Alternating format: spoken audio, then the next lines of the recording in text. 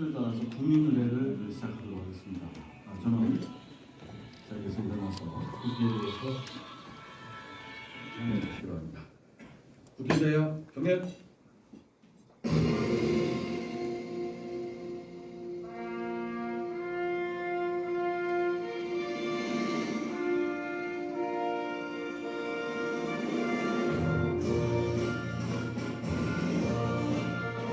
나는 자랑스러운 태극기 앞에 자유롭고 정의로운 대한민국의 무궁한 영광을 위하여 충성을 다할 것을 굳게 다짐합니다.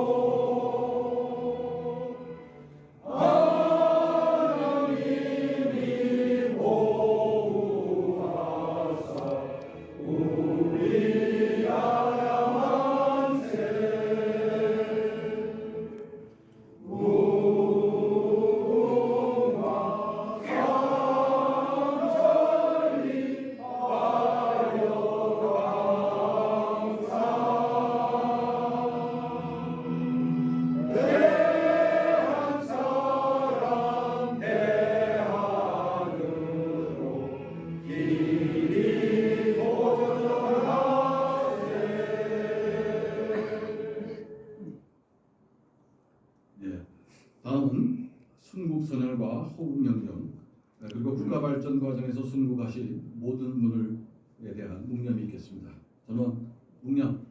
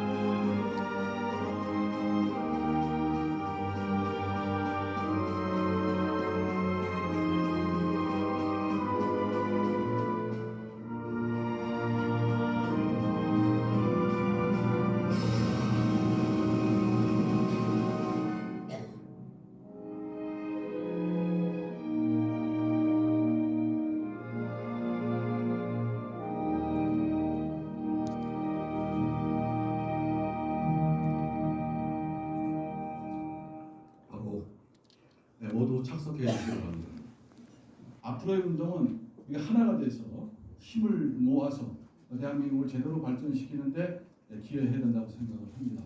그런 차원에서 저희는 문화기업운동본부를 출범시켰고 그 기업운동본부를 중심으로 해서 시민과 더 다가가고 그리고 우리가 함께하는 그러한 자리를 만들고자 합니다. 그럼 10준에 따라서 이각범 명예교수 전 대한불교진흥원 이사장님께서 축사를 해주시겠습니다. 큰 박수로 맞이해 주시기 바랍니다.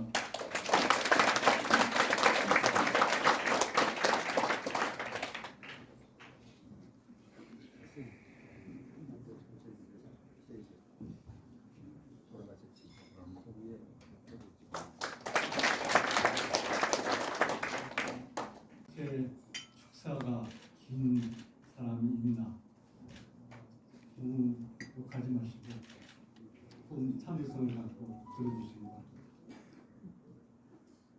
이승만 대통령은 우리 민족의 큰 은인이십니다. 저는 그렇게 생각합니다. 그리고 우리 민족에게 정말로 큰 복이 있었던 게 우리 민족이 당시에 갖고 있던 지식력, 예지력, 그리고 전략, 이 모든 것을 다 합해서 가장 뛰어난 우수한 천재, 우리나라의 건국을 주도하셨고 그리고 12년간 우리나라를 이끄신 독립과 자존과 앞으로의 우리나라가 나아갈 발전의 방향 그리고 평화의 토대를 만드신 분입니다. 그런 면에서 우리는 이승만 대통령께 그동안에 너무나 배은망덕한 민족이었다. 이렇게까지도 저는 생각합니다. 그분이 우리 민족에게 베풀어 주신 은혜를 생각하면 그분을 이렇게 폄훼하면서 살아가는 후손입니다. 라는 생각을 합니다.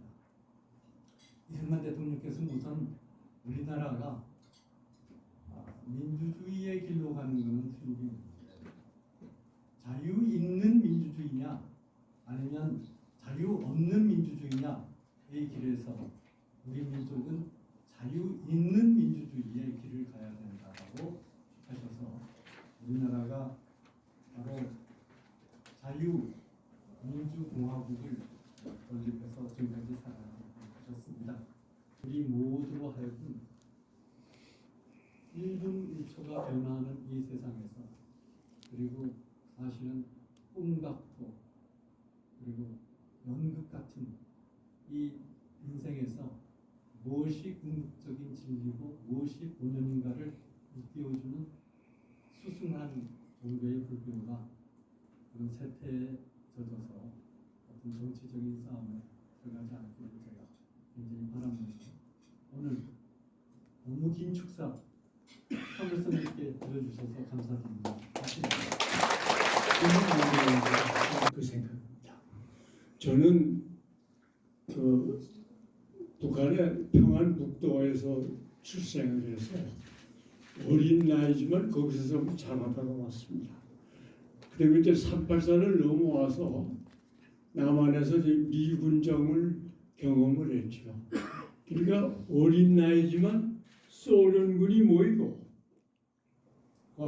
미군이 모이고 그 공산당이 모이고 결국은 자유당이 먼저 그전에 뭐 제가 넘어올 때는 자유당은 없었지만은 하여튼 자유민주주의 세력은 어떤지는 대강은 이제 짐작을 하고 살아왔는데 어떻게 제가 참 어려운 시기를 살면서 어떻게 소련군을 피하고 공산당 체제를 피해서 일로 왔나 하는 걸 참 기적같이 생각하고 감사합니다.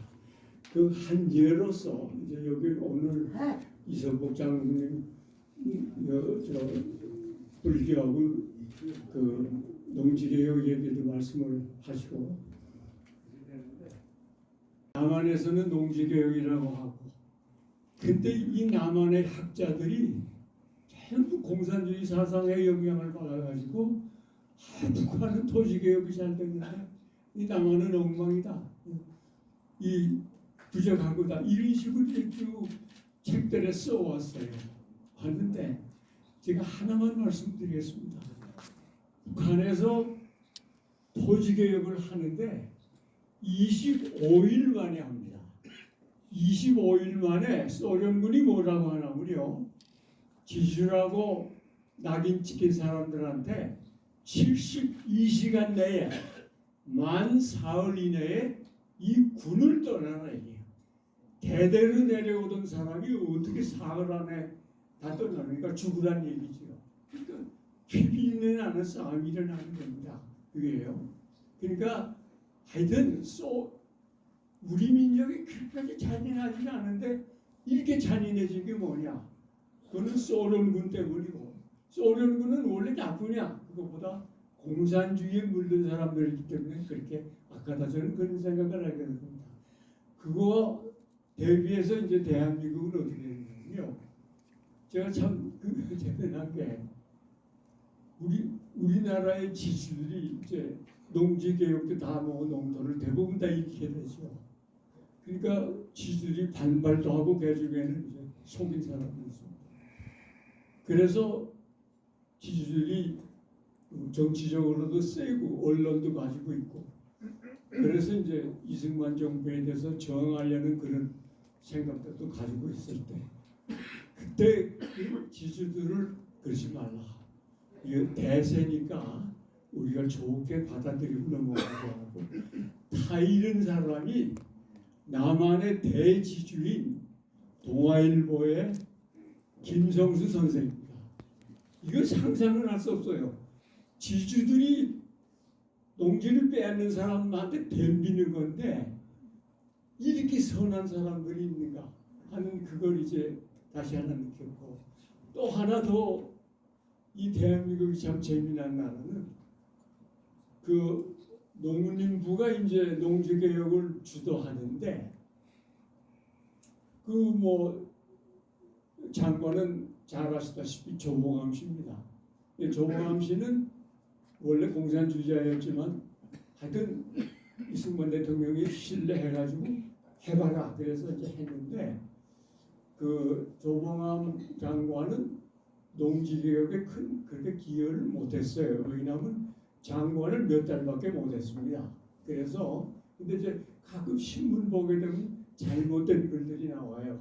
조봉암이 당연히 조봉암이 물론 공로가 큰데 아마 5, 6개월밖에 장관을 못했을 것 같아서 못했고 그 다음에 이제 그 다음에 한 사람 가운데 3대 농림부 장관이 윤영선인데 이 사람은 그 유명한 윤치호 선생의 아들이에요. 중국 부인하고 난 그 아들입니다. 그 윤영선 장관도 길게 하진 않지만 그때 일을 많이 했습니다. 근데 여기서 더 흥미로운 거는 농림부에서 농지개혁을 주도한 실무자들이 있어요. 자, 장관도 뭐 사상을 의심할 만한 사람이지만 그렇다고 하고 이제 그 차관이 있습니다.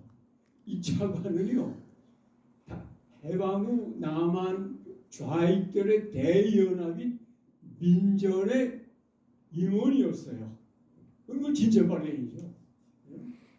그 사람이 차관을 하고 그 밑에 농지국장도 사상적으로는 뭐 애매한 사람입니다. 그리고 그 밑에서 일하던 과장 둘은요 6.25 때 월북을 했어요. 자 그러면 대한민국 농지개혁을 빨갱이들이 한 거다 이겁니다. 근데 어떻게 이런 기적이 일어났느냐? 이건 소련군이 안 들어오기 때문에 미군이 들어오고 또 미국에서 교육을 받은 이승만이 대통령이기 때문에 지금으로 보면 아주 엉뚱한 일이 일어난 겁니다. 그런데요. 저는 그런 생각을 하고 이제 제 말씀을 끝내도록 하겠습니다. 그 독일 아까 먼저 말씀하신 선생님께서 독일에서 공부하셔서 독일 얘기를 하셨는데 저는 제가 사학과 교수였기 때문에 이제 독일에 대해서 특별한 관심을 가지고 독일은 유럽의 중앙에 있는 나라입니다. 동유럽, 서유럽의 중앙에 있거든요. 그러니까 이게 모든 이해관계나 생활 방식이나 이 문화가 어떤 때는 프랑스나 영국 쪽으로 붙기도 하고 어떤 때는 동방의 러시아에 붙기도 하고 그래서 동방 문화하고 서방 문화 왔다리 갔다리 하면서 근해 타기식의 그런 변화를 갖습니다. 그런데 이승만과 거의 같은 시기에 독일에도 뛰어난 인물이 나타났어요. 아데나우입니다. 이 아데나우는 동서로 왔다 갔다 하는 근해 타기식을 집어치우고 서방에 딱 붙어야 된다. 그 이제 나토에 들어가죠.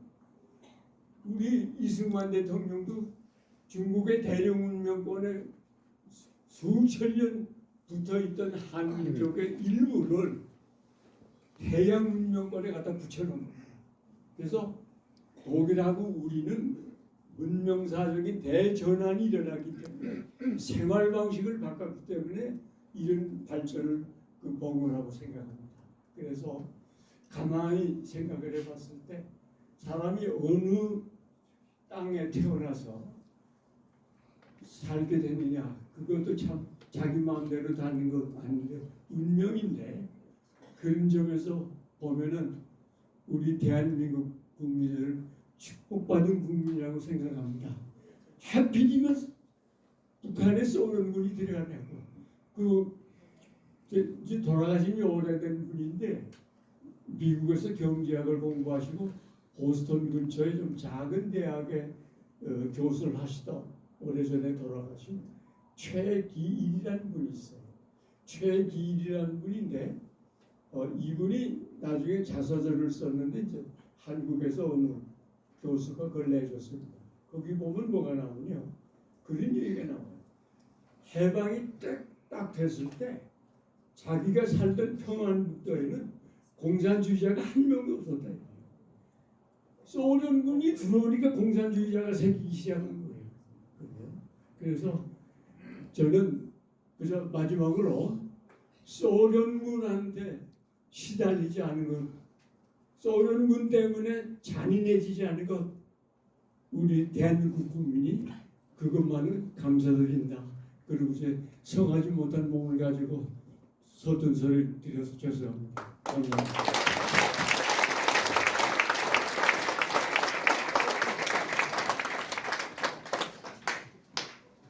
사령장을 받고 6.25 때 방공 프로를 석방해서 미국으로부터 이승만 대통령이 굉장히 공격을 받아들어간 상태를 잘 알고 있습니다.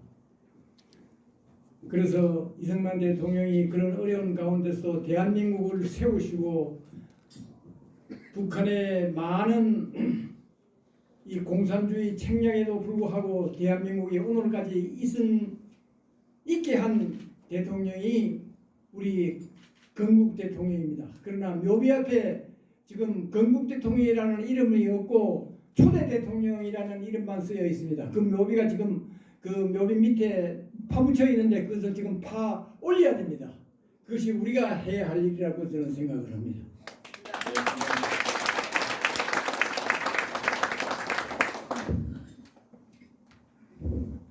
준비해온 축사를 제가 읽겠습니다. 우리나라가 스스로 국민과 영토와 주권을 갖춤으로써 국제사회에서 독립된 하나의 국가로 인정받고 출범한 지 올해로 76회가 되었습니다. 2차 대전이 끝나고 소련을 중심으로 전 세계의 국제공산당이 유행처럼 번지고 있을 때 대부분의 신생 독립국가들은 그 유행에 휩쓸려 공산주의에 물들여 갔습니다. 한반도에서도 공산당이 먼저 우세를 차지하여 전 국민의 70%가 남조선 노동당 또는 북조선 노동당의 선전에 물들여 공산주의 사상을 지지하고 있었습니다. 조선노동당은 모두가 평등하게 나누어 잘 살게 되는 사회가 바로 공산주의 사회라 선전을 하였기 때문입니다. 나라의 100년 미래를 가늠하는 이 결정적인 순간에 당시로서는 매우 드문 국제적 경험과 지혜를 가지고 당당히 앞장서서 공산화의 길을 막아내고 자유민주주의 횃불을 들고 헤쳐나간 선각자가 있었으니 바로 이승만 대통령이었습니다. 우남 이승만과 같은 선각자가 없었더라면 우리나라는 10중 8구 그 당시 세계적인 유행이었던 공산주의의 유령에 휩쓸려 오늘날 북한과 러시아와 같은 후진적 사회 모습을 하고 있었을 것입니다. 오늘날 대한민국의 번영은 전적으로 공산사회주의와 자유민주주의의 선택의 기로에 선 자유민주주의의 자본주의 시장경제를 선택한 덕분이며 거듭 강조하지만 그 공로는 오직 당시 시대를 앞서가던 선각자 이승만의 덕분인 것입니다. 그러나 이승만의 사상에 대한 연구나 저술은 너무나 미진합니다. 대한민국을 출범시킨 그의 기적과 같은 엄청난 업적에 비하여 인간 이승만과 그의 업적에 대하여 알려진 바는 비록 아주 미미합니다. 오늘 이승만 연구원이 개최한 이 세미나를 기점으로 앞으로 그의 공적에 걸맞는 연구와 저술에 이어져 지금 현재 국민적인 관심 속에서 추진 중인 이승만 기념관 건립에도 크게 이바지하기를 바람하지 않습니다. 세미나를 주관하신 관계자 여러분의 노고에 제삼 감사드리며 참석하여 자유주의의 애국국민 여러분에게 지혜와 복덕이 항상 함께 하시기를 기원합니다. 감사합니다. 네, 감사합니다.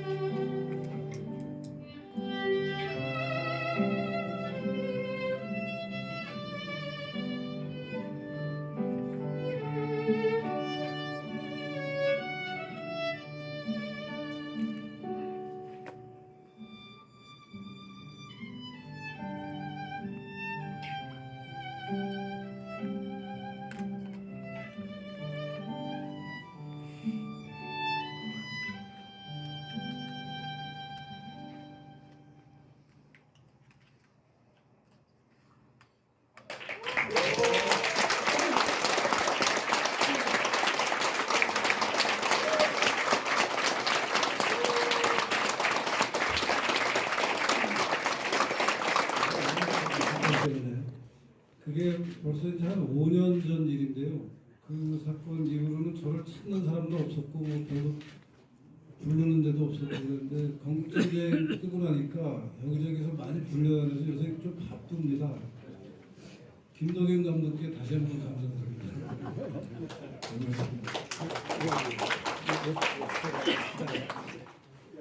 송재영 교수님이 그 전에 알고 계셨던 분 계십니까? 슬픈 중국, 예, 슬픈 중국 좋은 책도 쓰시고 또 조선일보 연재도 하시고 그런데 출연해서 제가 화면에 보는 모습 보니까 상당히 멋있는데 실물이 더 멋있는 것 같습니다. 박수 한번 부탁드리고. 촬영 때 뭐가 제일 문제였습니까? 우리 김대중 감독하고 촬영했습니다. 제가 이제 영화에 나온 제목을 태어나 처음으로 봤는데 굉장히 좀 어색하고 쑥스러웠습니다. 그때 이제 김동현 감독께서 이제 오신다 그래서 그 교민사회와 연결을 해가지고 김일성의 아이들을 교민사회와 더불어서 같이 이제 그 영화를 시사회를 갖고 그리고 나서 저희가 그 영화 촬영했던 장소가 바로 어떤 유명하시는 한약방이거든요. 밤이 한 11시가 넘었죠. 그래서 한 12시 다 돼갈 때쯤에 한약방에서 했고 그때 제가 그 전날 뭐 이렇게 글을 쓰다가 잠을 못 자가지고 이 영화를 보면 제가 얼굴이 굉장히 푸석푸석하고 또 말을 하다가 이렇게 눈꺼풀이 감겨서 올라가는 장면을 제가 보고 굉장히 좀 안쓰러웠습니다. 개인적으로는. 그랬는데 그때 사실은 제 머리가 가장 명료하게 잘 돌아갔던 것 같아요. 그리고 그때 굉장히 한 1시간 넘게 인터뷰를 했는데 질문을 정말 정확하게 잘 주셔서 그때 정말 제가 이승만 대통령에 대해서 좀 더 깊게 생각해보는 기회가 되지 않았을까 생각이 들고 경북 전쟁을 계기로 제가 이승만 정부 쪽으로 한 걸음 더 다가갔습니다. 그래서 조선일보에서 이승만 대통령께서 1919년에 그 3.1운동이 일어나자마자 뉴욕타임즈에서 그 예리하게 그 내부를 좋아하는 사람이랑 벌였던 그 논전 뭐 이런 것도 발표해서 제가 소개를 했고요. 1953년도 그 정일전쟁이 끝나고 나서 왜 광복부를 석방하셔야만 했던지 그 이유를 아주 구체적으로 정확한 논리로 설명하는 명문장이 있는데 Why I Stood Alone이라는 글인데 그 글을 이제 완역을 해서 조선일보에 소개하는 기회를 갖게 돼서 제 나름대로는 굉장히 큰 영광이었습니다. 예, 감사합니다. 제가 영어로 우리 데이비 필스한테 질문을 해야 될지 아니면 한국말로 해야 될지 여러분 물론 제 영어를 듣고 싶겠지만 저는 UCLA에서 박사학위를 했습니다. 그래서 LA 스타일 영어가 제가 공부할 때 저는 영어를 쓸 필요가 없었습니다. 그 LA는 그 휴지 코리안 커뮤니티가 있어서 영어 할 필요가 없었기 때문에 공식 통역으로 우리 유석춘 교수님을 모셨습니다. 박수 부탁드립니다. LA 그 영어랑 제가 있었던 거바나 샴페인도 한국 사람 많아요. 닭상 아리마스. 일더이하고는 좀 우리 도심하고는 좀 다르지 않겠는가 싶긴 한데 우리가 데이브 필스한테 Why do you study 이승만이 in your life? Why? Why do you study? 왜 이승만 연구를 하게 됐습니까? I was a scholar who was very interested in the concept of American exceptionalism. 네, 원래 제가 좀 오래전부터 알아요. 그래서 이 얘기는 안 들어도 그냥 아는데 그 박사과정 할 때 제가 이승만 연구원 원장을 할 때 찾아와서 자기가 논문을 쓰는데 개념적으로는 미국 예외주의, 아메리칸 익셉셔널리즘에 관심이 있고 그것을 가지고 정치에 이승만 대통령이 활용한 것을 논문을 쓰겠다라는 얘기를 하더라고요.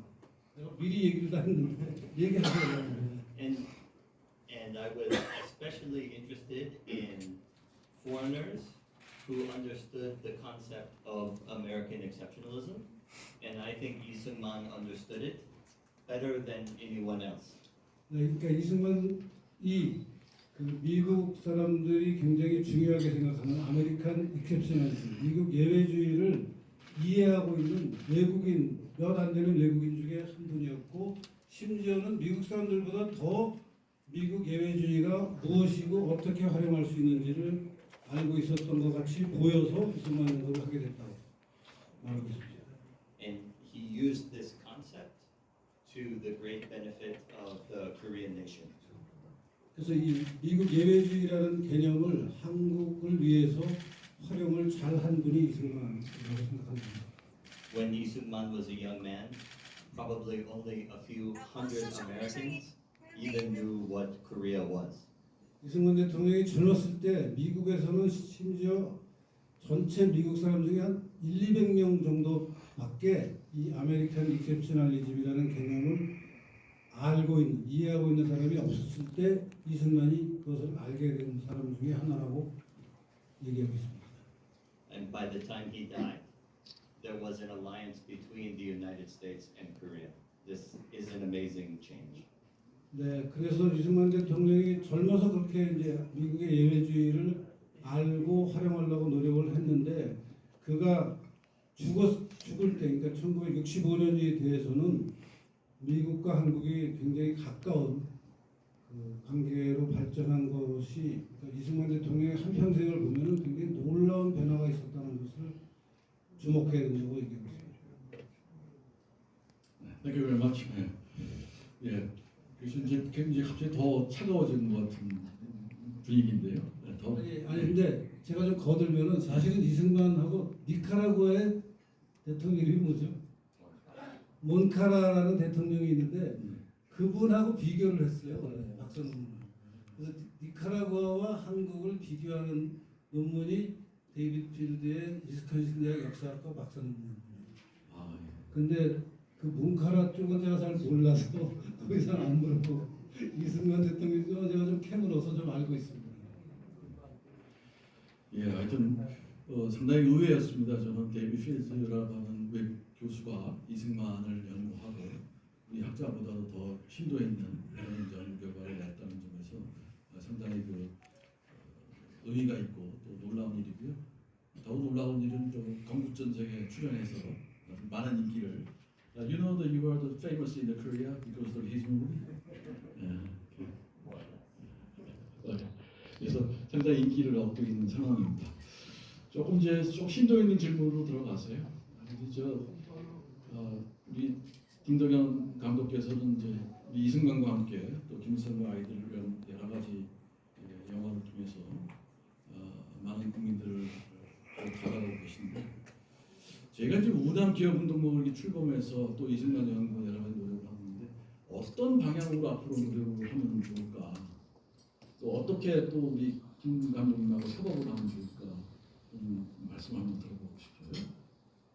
사실은 이제 옆에 계신 이런 저널리스트, 학자분, 이런 스콜라식을 계속 공부하시는 분들이 저희한테는 굉장히 큰 자양분들이고 사실 굉장히 중요한 것이고 왜냐하면 이런 분들의 어떤 그 연구와 논문, 출판된 책 이런 것들이 영화를 만들어가는 거 당연하지 않는데 굉장히 중요한 역할을 했기 때문에 늘 말씀드리지만 교수님들, 박사 감사드리고 어쨌든 저는 대한민국에서 지난 70년 동안 이 사실에 관한 부분이 제대로 명확하게 규명이 안 된 부분이 굉장히 좀 안타까웠고 그것은 말 그대로 거대한 거짓 이데올로기, 프로파간다가 사실은 한국 사회를 깊게 들이고 있었던 것이 아닌가. 이 거짓의 이데올로기를 장막을 걷어내는 작업을 이번에 건국전쟁이 좀 이렇게 해낸 것이 아닌가. 그런 측면도 좀 굉장히 긍정적인 좀 의미를 좀 거듭 부탁드리지만 이 작업은 앞으로 우리가 계속해서 싸워 나가야 될 작업이기 때문에 건국전쟁은 과거형이 아니라 사실은 현재 진행입니다.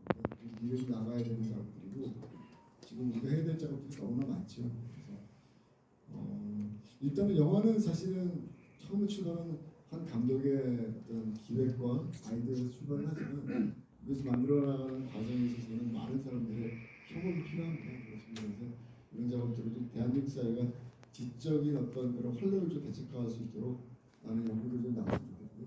거듭 말씀드리지만 사실 역사는 새로운 역사적 자료와 증거들이 등장을 하면 그거는 반드시 수정이 돼야 됩니다.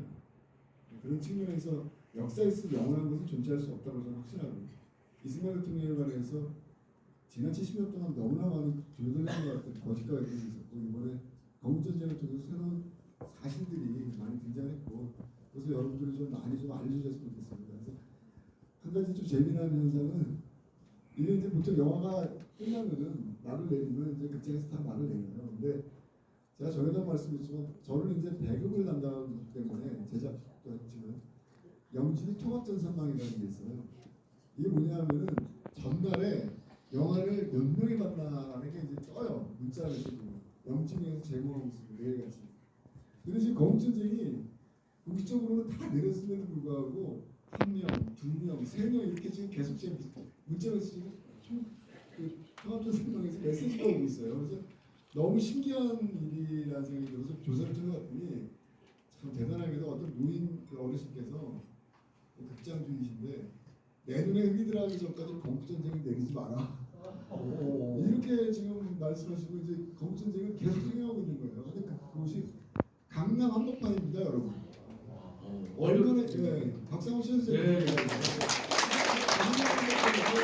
강남 시티 은행입니다. 혹시 강로 가시면 찾아가시면 됩니다. 강남 시티 극장이라는 곳인데 저는 이게 지금 훈훈한 미담으로 좀 나왔으면 좋겠는 게 아니 강남이 얼마나 인테리어가 비싼 곳입니까?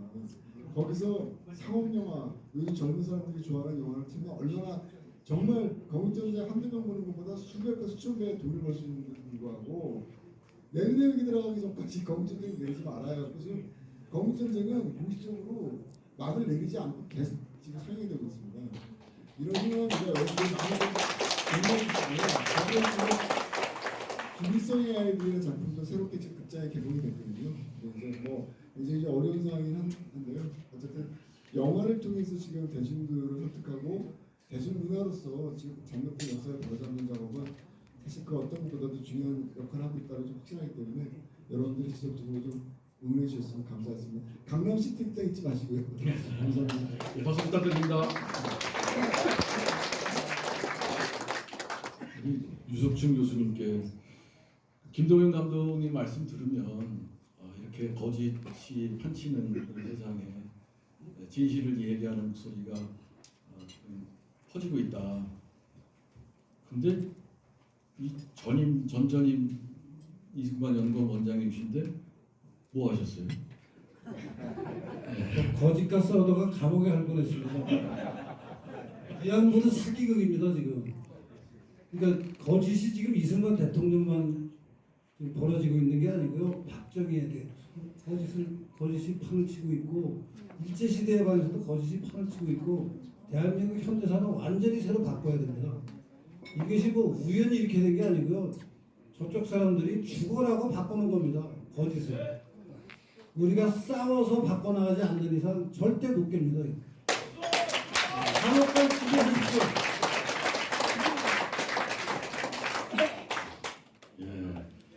예, 알겠습니다. 감옥 가기가 쉽지 않더라고요. 가려고 그랬는데 안 보내더라고요. 진실에 감옥 갈 일은 없을 것 같고요. 대한민국이 그래서 아마 플로어에서 지금 말씀을 내가 마이크를 돌리는 순간 난리가 날 것 같은 생각이 들어서 조금 더 자제해 주시고요.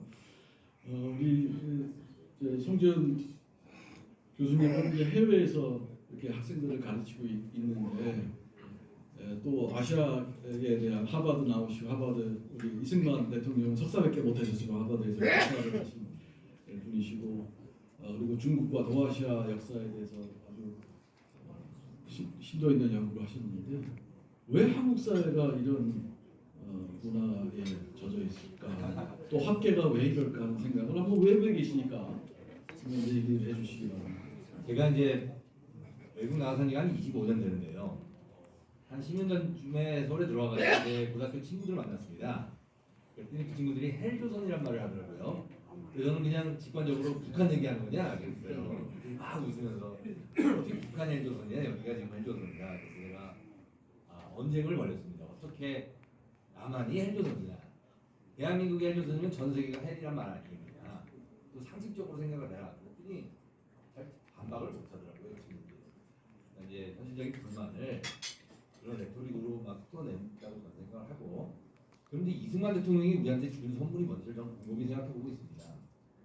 어렵지 않다고 저는 생각합니다. 제가 이제 캐나다에서 동아시아 역사를 강의를 하면서 한국 사례를 들어서 꼭 얘기를 하는데요. 역사에서 과연 어떤 요인이 작용을 해가지고 남한과 북한이라는 이 거대한 이게 다른 나라가 만들어졌을지 우리가 곰곰이 생각해봐야 됩니다. 근데 그 비밀은 헌법 전문만 보면 저는 알 수 있다고 생각합니다. 북한 헌법 전문을 보면 김일성의 이름이 16번 나오고요. 김일성이 민족의 태양이라고 합니다. 그리고 북한은 김일성이 만든 김일성 민주주의 조국이란 말도 나옵니다. 그러니까 인격을 유상화해서 그렇게 숭배하는 나라가 잘 될 수가 있겠습니까?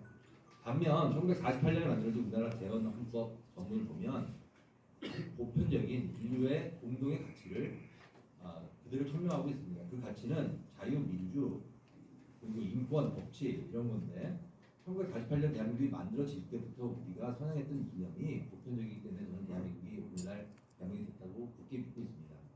그리고 한 가지 우리가 좀 망각하는 게 있는데요. 이승만 대통령께서는 조선시대에 태어났습니다. 1875년이죠. 근데 그때 동시대에 비슷하게 태어났던 중국 인물 중에 양대천이라는 사람이 있습니다. 그 사람들이 양문동이 상가했던 사람인데 이승만 대통령보다 불과 2살밖에 많지 않습니다. 1873년생이죠. 그런데 양대천은 근대사상을 더 적극적으로 받아주지 못했어요. 그냥 전통의 한계에 묶여 있었다 서러웠던 사람이고 이승만 대통령은 1965년까지 하시면서 두세 개를 완벽하게 마스터를 했습니다. 지금 여기 데비 스틸스 교수가 쓴 그 Foreign Friends라는 책이 있는데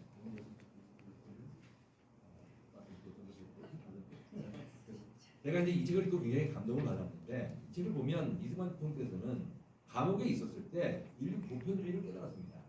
그리고 이제 성령이 임하셔가지고 그때 종교적 자각을 했다 그러는데 그 종교적 자각이 제가 보기에는 인류적 자각입니다. 그리고 자기가 자기 문화권에 갇혀 있을 필요가 없고 인간으로서 우리가 갖고 있는 정말 소중한 가치를 갖고 그 가치를 대한민국 아니라 우리나라 땅에 살고 있는 모든 사람들과 공유하려고 했고 그다음에 미국에 갔을 때는 미국 사람한테 당당하게 자기가 배웠던 그 어메리칸 익셉셔널리즘, 어메리칸 모랄리즘을 설파를 해가지고 미국 사람을 설득시켰습니다. 이게 초지일관된 이승만 대통령의 정신이고 그 정신을 깰 수 있는 어떤 정치학자도 없다는 생각을 저는 하게 됐습니다.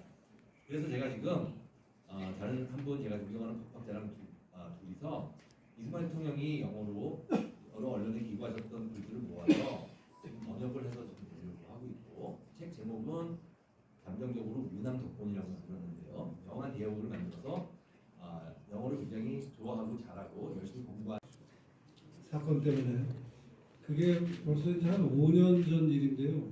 그 사건 이후로는 저를 찾는 사람도 없었고 뭐 별로 부르는 데도 없었고 그런데 건국전쟁 뜨고 나니까 여기저기서 많이 불려야 해서 요새 좀 바쁩니다. 김동현 감독께 다시 한번 감사드립니다.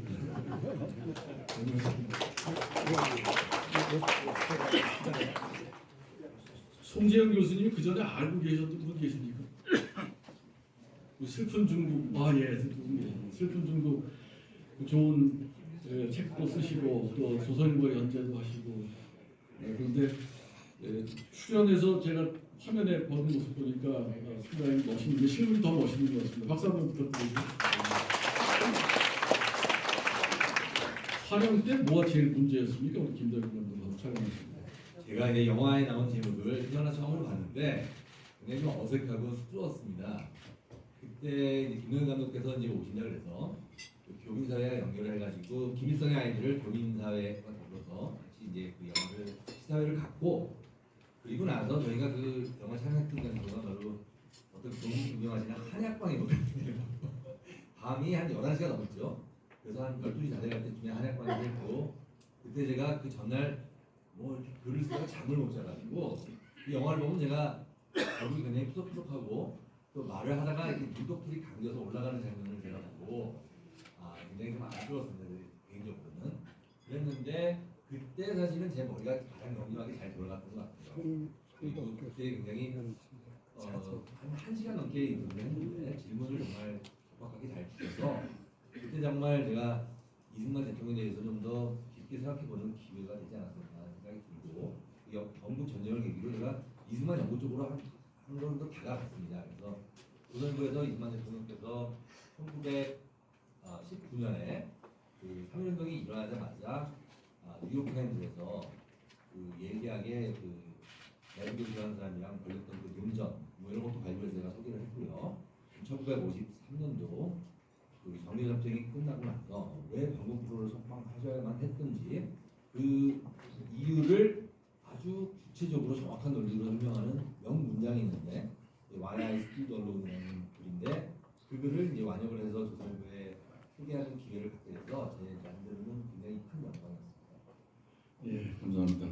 제가 영어로 우리 데이비 필스한테 질문을 해야 될지 아니면 한국말로 해야 될지 여러분 물론 제 영어를 듣고 싶겠지만 저는 UCLA에서 박사학위를 했습니다. 그래서 LA 스타일 영어라 제가 공부할 때 정말 영어를 쓸 필요가 없었습니다. 그 LA는 그 휴지 코리안 커뮤니티가 있어서 영어 할 필요가 없었기 때문에 공식 통역으로 우리 유석춘 교수님을 모셨습니다. 박수 부탁드립니다.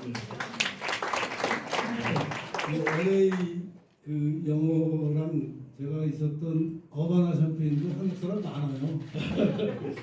닭상아리마스. 일도이하고는 좀 우리 도심하고는 좀 다르지 않겠는가 싶긴 한데 우리가 데이비 필스한테 Why do you study 이승만이 in your life? Why do you study? 왜 이승만 연구를 하게 됐습니까?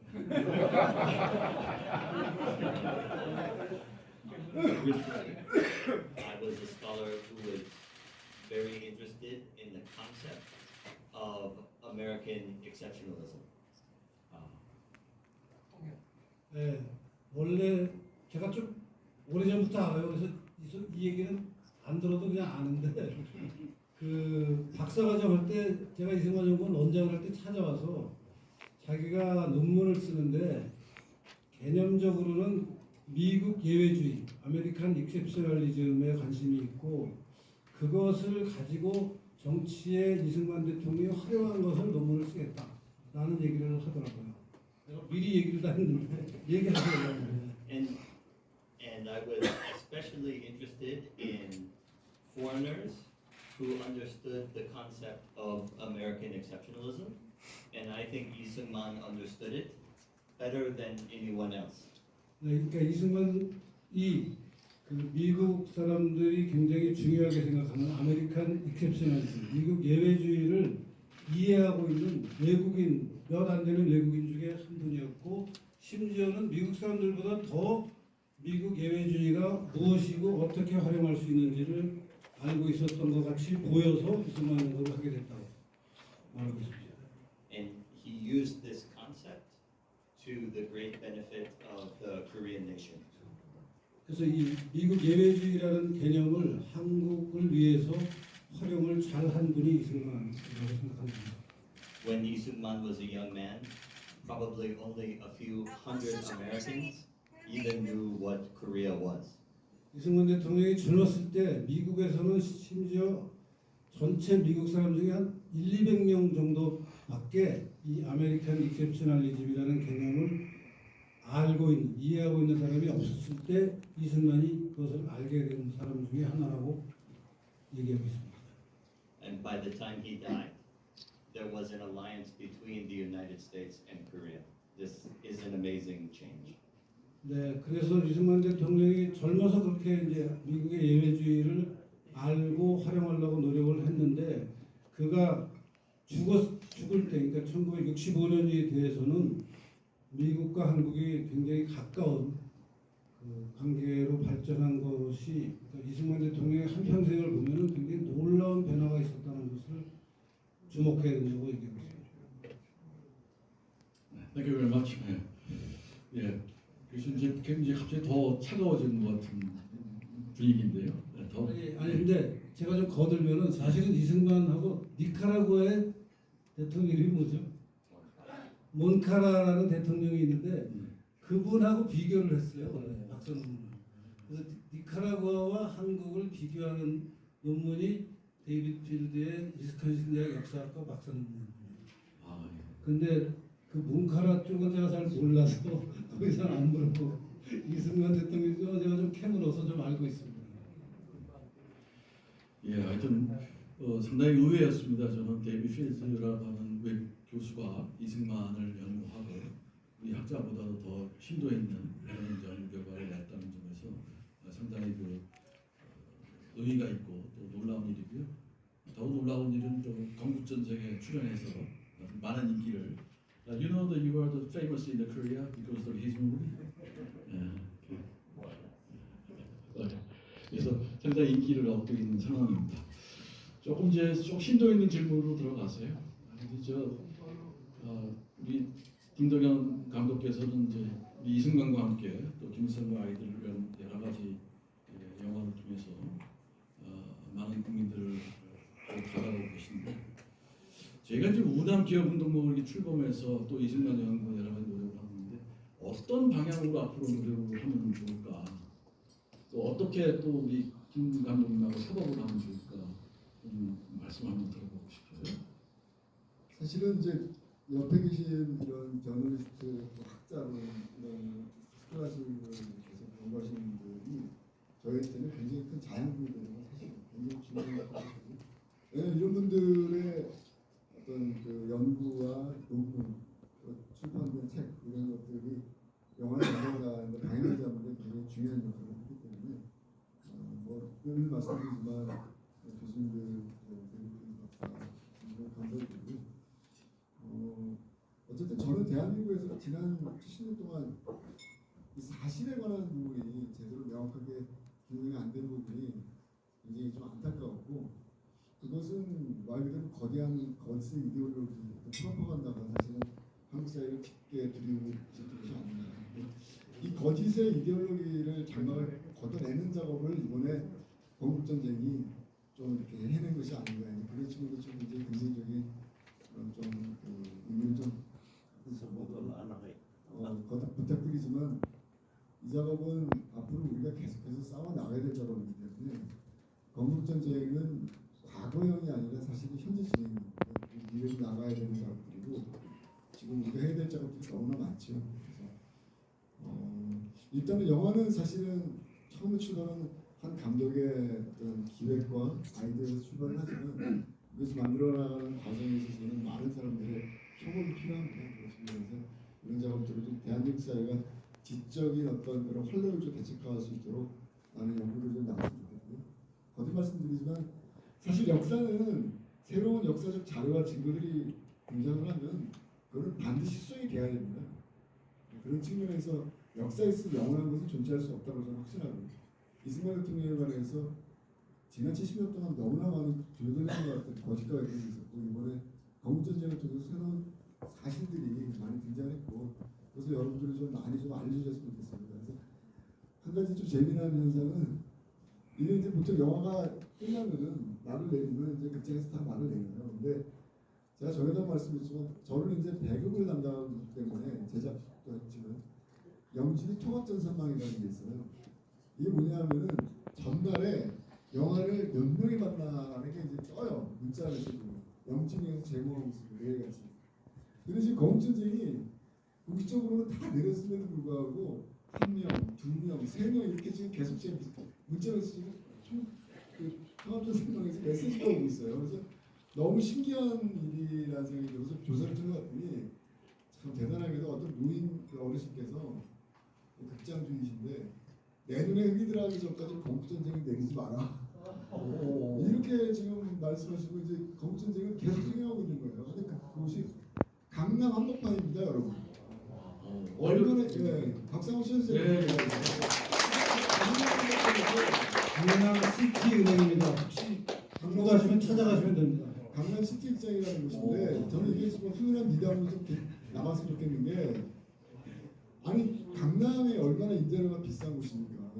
거기서 상업 영화, 요즘 젊은 사람들이 좋아하는 영화를 틀면 얼마나 정말 건국전쟁 한두 명 보는 것보다 수백과 수천 배의 돈을 벌 수 있는데도 불구하고 내년에 들어가기 전까지 건국전쟁 내리지 말아요. 그래서 건국전쟁은 공식적으로 막을 내리지 않고 계속 지금 상영이 되고 있습니다.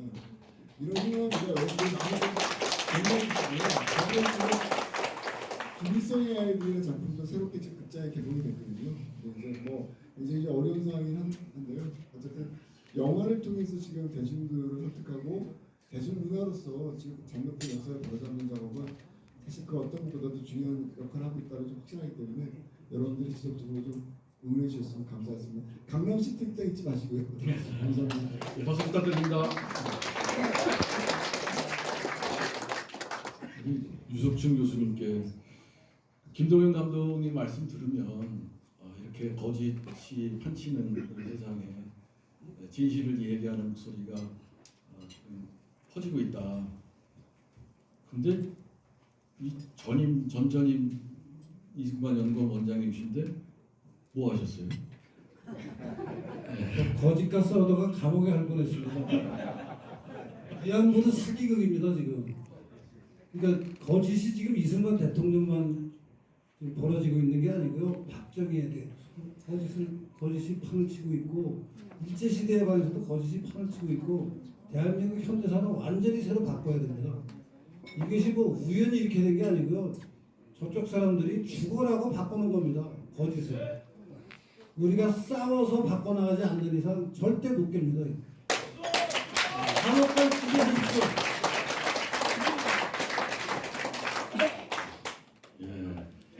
예, 알겠습니다. 감옥 가기가 쉽지 않더라고요. 가려고 그랬는데 안 보내더라고요.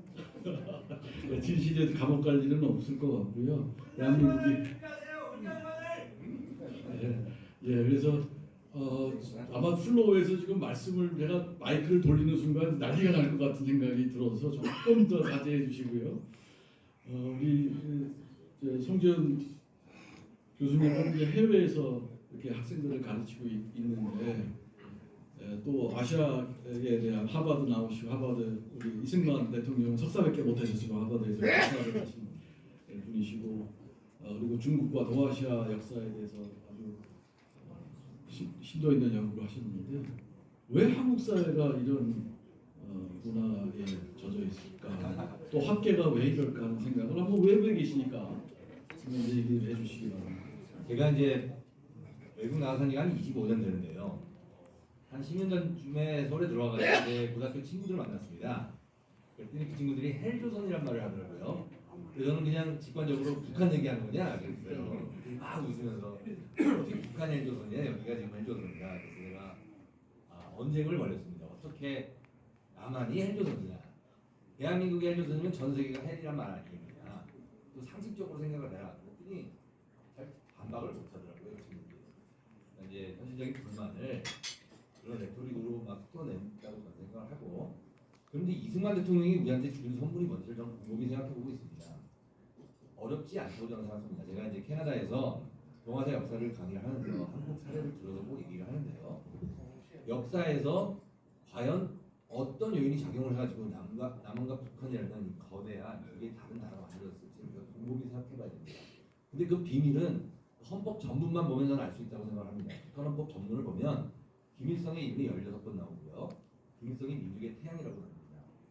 그리고 북한은 김일성이 만든 김일성 민족이 조국이란 말도 나옵니다.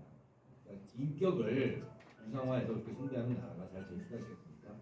반면 1948년에 만들어진 우리나라 대헌 헌법 전문을 보면 보편적인 인류의 공동의 가치를 그대로 천명하고 있습니다. 그 가치는 자유, 민주, 그리고 인권, 법치 이런 건데 1948년 대한민국이 만들어질 때부터 우리가 선양했던 이념이 보편적이기 때문에 저는 대한민국이 오늘날 대한민국이 됐다고 굳게 믿고 있습니다.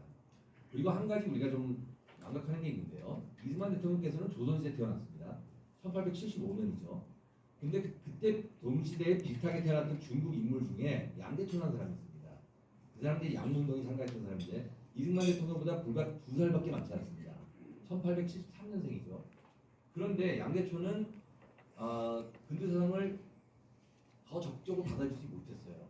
이게 전통의 한계에 묶여 있었다 서러웠던 사람이고 이승만 대통령은 1965년까지 하시면서 두세계를 완벽하게 마스터를 했습니다. 지금 여기 데비 스틸스 교수가 쓴 그 Foreign Friends라는 책이 있는데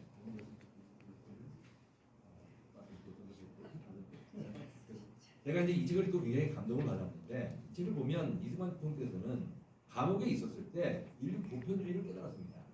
그리고 이제 성령이 임하셔가지고 그때 종교적 자각을 했다 그러는데 그 종교적 자각이 제가 보기에는 민주적 자각입니다.